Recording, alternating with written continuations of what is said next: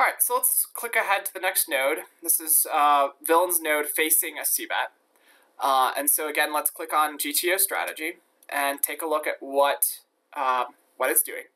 So when we first look at this, again, it looks like there's a lot of mixing going on, right? There's all these hands that are mixed. But this is where we need to be really careful and hover over and see what's going on, because a lot of the time it won't be mixing. It'll be selecting combos. So when you're facing a c-bet, you're getting a price to continue or not. And so the only hands that are going to be indifferent between, playing or defending and not defending, so the only hands that are going to be indifferent between folding and playing in some way, either raising or calling, are going to be hands that are like exactly priced in. And so this should be actually very few hands. And so if we look, it's actually not indifference that we're seeing with all these, red and yellow ones. It's actually picking combos. And so in particular, there's a flush draw possibility. And so with 7-2, it's playing only the flush draw. All right, it's playing exactly 7-2 of diamonds and folding the other combos. Similarly, if we look at some of these even king highs, what it's doing is it's picking and choosing. It's folding king 10 of clubs and hearts, but it's playing king of clubs 10 of diamonds. It's always playing king of diamonds 10 of spades, or almost. Oh yeah, it's always playing, never folding it.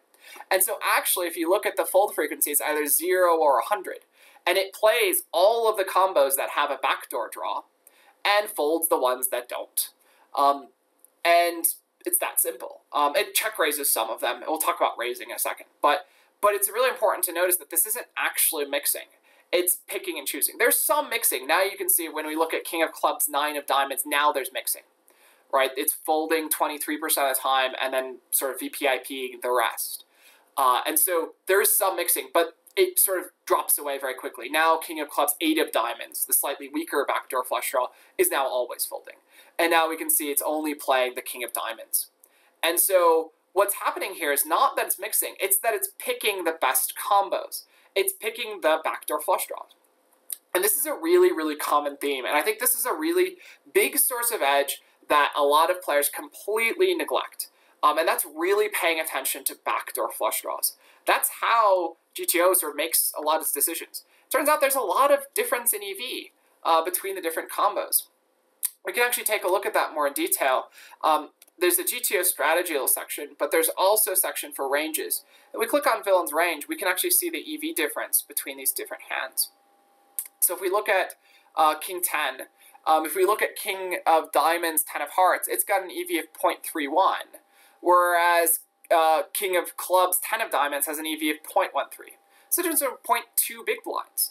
I mean, that's a pretty sizable difference in edge. It's almost, it's almost half a small blind. It's something that matters, and it makes a difference, and it makes it enough to want to play the hand. Similarly, something like king 7, the king of diamonds has an EV of 0.06, whereas the other ones have 0. They just have to fold. They would be negative if you called them. And so this is a really great place to find edge. Similarly, if we look at some of these hands, some of the other kings, for instance, king 4, oh no, that's a flush draw. If we look at some of the other backdoor flush draw hands, we can see here, king 6 of hearts. Oh, no, well, actually, we can do that. If you look at the difference between king 6 of hearts and king 6 of clubs, they both are a pair of 6s. But the EV difference with king 6 of hearts is actually, you can see it's 0.6 big blinds. It's really big. These backdoor flush draws are, stronger hands. We noticed, we saw that too with c-betting, that, it was c-betting the jack of diamonds to, more often than other ones. And we can see that out of position, that they're just, stronger hands. If we look at king 9, again, king 9 of hearts has an EV of 0.17, whereas king 9 of, spades has to fold. And so again, it's a difference of, at least 0.2 big blinds. Here's another one. You can see king 10 of hearts has an EV difference of 0.3 compared to folding. So it's actually at least 0.3 better than the other combo.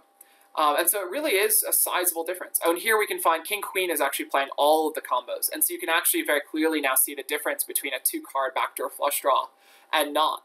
And you can see that King Queen of Hearts has an EV of 0.71 big blinds, and King Queen of Spades has 0.26. So it's almost a small blind.